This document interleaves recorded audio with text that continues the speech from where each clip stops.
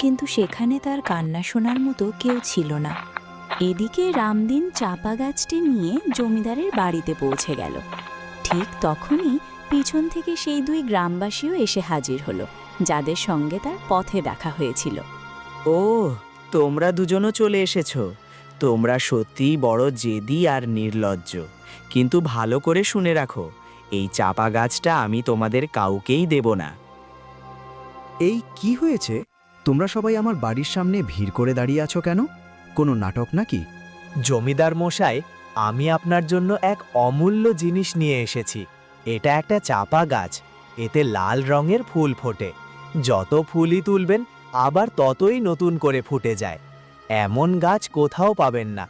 এর সুগন্ধ এমন যে যেই ঘ্রাণ নেবে সে মুগ্ধ হয়ে যাবে। এই চাপা গাছটা আপনার আঙিনাতেই শোভা পাবে। এই চাপা